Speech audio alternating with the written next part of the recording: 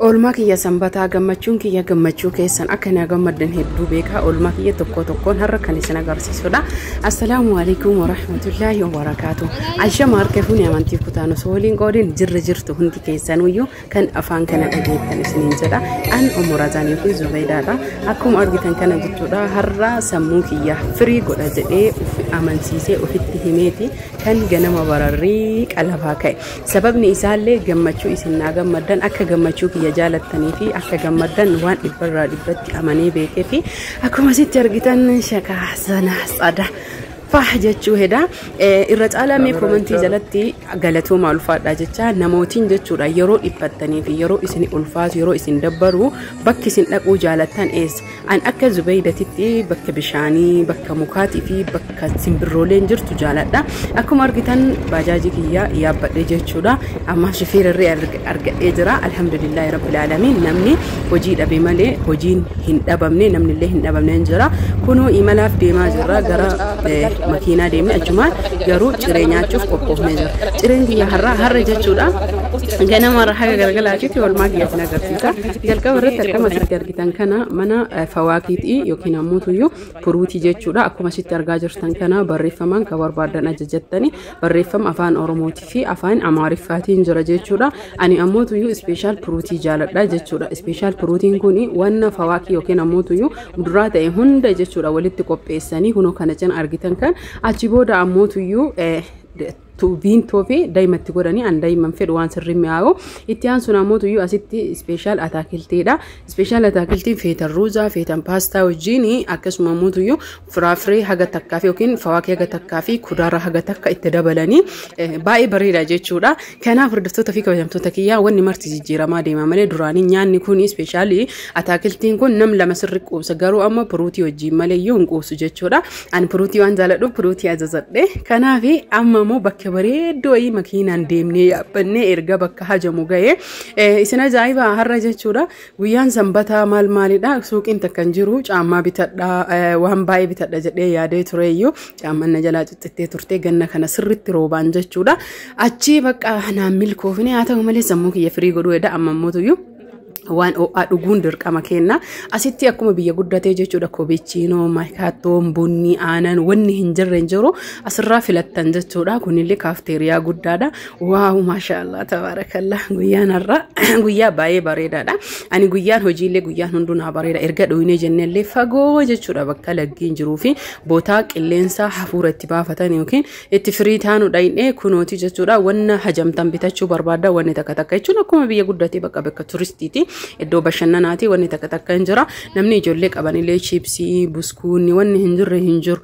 haa ta'u malee jechuudha hordoftoota fi kabajamtoota kiyya diikoora diizaayinii daddaalee ni jira asiin jechuudha maashaallah tabaarakallah ahla makaan bakka bareedduu fi qilleensa bareedaa bishaanirra sammaleellee jechuudha hordoftoota fi kabajamtoota kiyya bakki teessumaa bakki hundi isaatu namatti tola jechuudha bishaanirra jechuudha yaabbadhee deemu jalba maali jettan kanaan beeku wallahi yaabbadhillee beeku yaabbachuullee fedhu dhugaa rabbiinatti mi'oo jettanii sodaata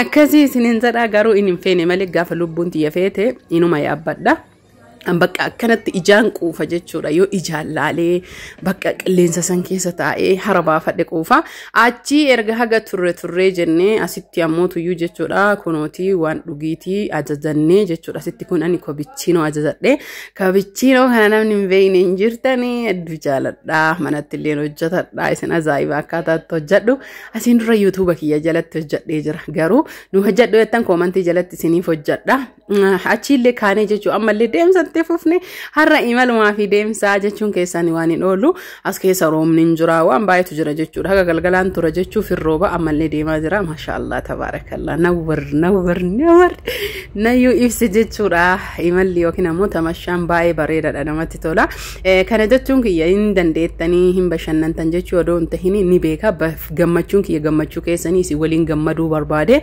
gammachuu jalqaba isin waliin gammaduu barbaade kaleessaaf dheengadda akka titireen beeytanii kanaaf hordoftoota fi kabajamtoota kiyyaa sammuu kiyyaa kan yeroo dheeraa dhiphatee maal jedhe jiruun tun beeyta osoma deemnu galgala gachiisee du'ullee hin jira jechuudha. Kana waan ta'eef jecha mee yeroo takka yoo guddate jechuudha bakka naannaa si dhiyaatu haa ta'u bakka qalbiin tanteessifeetu deemtee bashannanuu waan gaariidha jechuudha.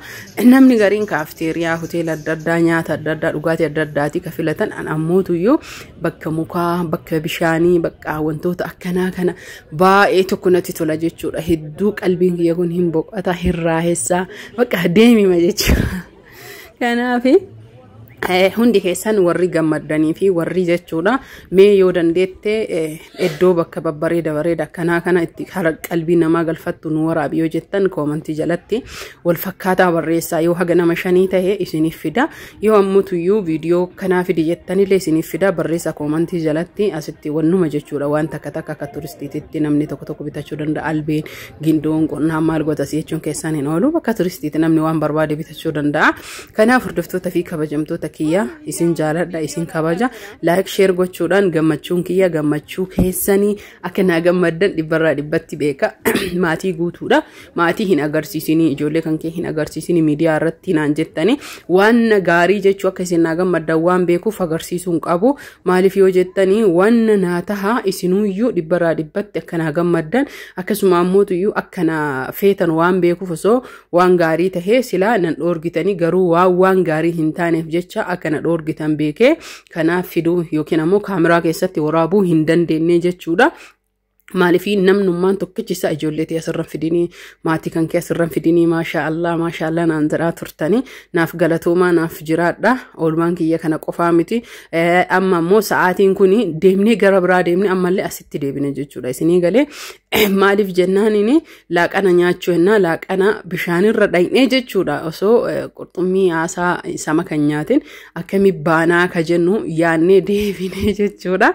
Kanaaf inshaallah ta'ala mee sama akkamiitu jira nyaata akkamiitu jira dhugaatii akkamiitu jira warri jettan hundi keessanuyyuu iddoon teessumaa iddoon boqonnaa bishaan gubbaa akkamii warri jettanii sha'uura kana danda'amuu barbaadan hundi keessan viidiyoo kana laala. Sittiin jarjarsaa jirra asitti shakalaa xibsii haasaadha yookiin ammotuyyuu qurxummiidha lafee of keessaan qabu.